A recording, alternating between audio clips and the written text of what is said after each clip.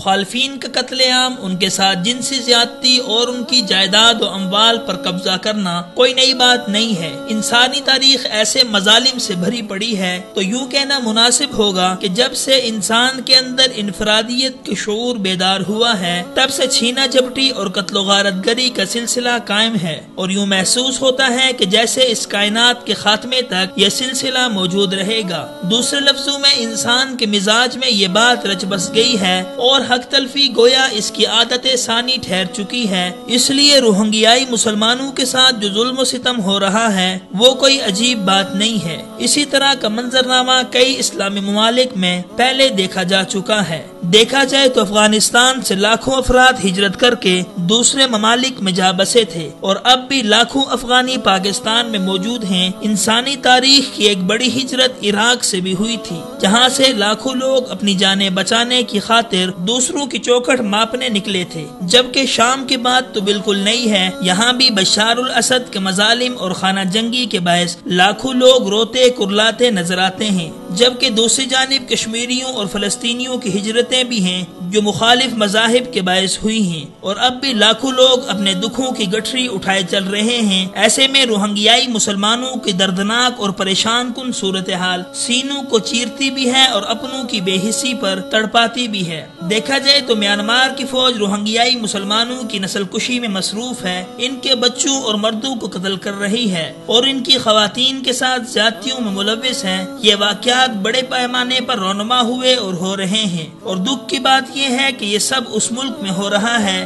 جس کی ایک سیاسی رہنما کو انسانی حقوق کے لیے آواز بلند کرنے کے بدلے میں نوبل امن ایوارڈ سے نوازا گیا تھا۔ اور اس سے بھی بڑے دکھ کی بات یہ ہے کہ اس خاتون رہنما کی جانب سے اب تک مسلسل خاموشی کا مظاہرہ سامنے آیا ہے۔ اگرچہ آنگ سان سوچی شاید بولنا چاہتی بھی ہوں، لیکن ان کی ظالم اور متعصب فوج ان کی زبان بندی کا سبب ہے۔ دیکھا جائے تو روہنگیائی مسلمانوں کی زندگی عجیب کشمکش کا شکار ہے۔ ایک طرف انہیں بنگلہ دیشی نیاد مہاجر سمجھ کر شہریت نہیں دی جا رہی ہے، جبکہ دوسری جانب بنگلہ دیش نے بھی ان پر واپسی کے دروازے بند کر رکھے ہیں۔ ان کی خواہش اور کوشش کے باوجود انہیں بنگلہ دیش میں داخل نہیں ہونے دیا جاتا۔ دنیا میانمار کے مظالم پر تو خاموش ہے، البتہ بنگلہ دیش کی بے حسی بھی اسے ضرور نظر آ رہی ہے۔ روہنگیا مسلمانوں کے خلاف وہ ریاستی مظالم ہوئے جنہیں سننے اور دیکھنے سے روح لرز کر رہ جاتی ہے۔ کس طرح ان کی خواتین کی عصمت دری کی گئی، کیسے ان کے بچوں اور مردوں کو ان کی آنکھوں کے سامنے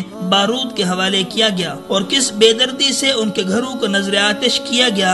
ظلم تو یہ ہے کہ اس علاقے میں امدادی کارکنوں اور ذرائع ابلاغ کے نمائندوں کو بھی نہیں جانے دیا گیا ہے۔ پھر حکومت انتہائی ڈٹائی سے یہ کہتی ہے کہ ان لوگوں نے از خود اپنے گھروں کو آگ لگائی ہے تاکہ دنیا کو متوجہ کیا جا سکے۔ ایسا عجیب و غریب جواب جسے سن کر ہی انسان غصے سے بے حال ہو جاتا ہے۔ افسوس کہ جو لوگ پہلے سے ہی قسم پرسی کی زندگی گزار رہے ہیں اور پریشان حالی کے دن کاٹتے ہیں، جن پر پہلے سے ہی وسائل اور ملازمتوں کے دروازے بند ہیں، وہ خود اپنے گھروں کو جلا کر کہاں جائیں گے؟ کیا دنیا اتنی اندھی ہو چکی ہے کہ وہ حکومتی مظالم پر اس انہونے جواز کو قبول کر لے گی؟ سوال یہ ہے کہ اگر ایسا ہی ہوا تو پھر ذرائع ابلاغ کے نمائندوں کو رخائن کیوں نہیں جانے دیا گیا ہے؟ کیا ایسی مصلحت ہے جو حکومت اور خصوصاً آنگ سان سوچی کو خاموش رکھتی ہے؟ اور اب وہ اگر بولی بھی ہیں تو اس ظلم کی بجائے لا اینڈ آرڈر کا مسئلہ بتا کر خاموش ہو گئی ہیں، جبکہ عالمی تجزیہ کاروں کا بھی خیال یہی ہے کہ انہوں نے اس لیے ایسا کیا ہے کہ وہ اپنی فوج کا سامنا کرنے کی ہمت نہیں رکھتی ہیں، جبکہ دوسری طرف یہ بھی حقیقت ہے کہ اقوام متحدہ اس ظلم کو روکنے کے لیے عملی کوشش نہیں کر رہا ہے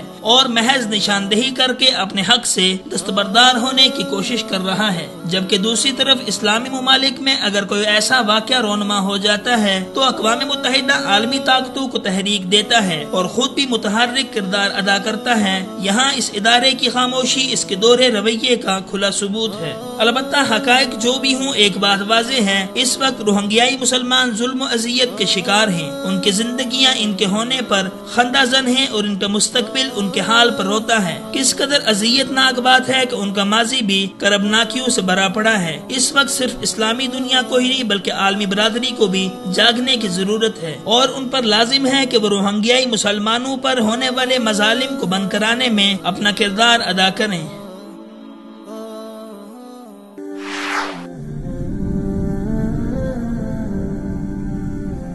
وصال اردو. حق کا راہی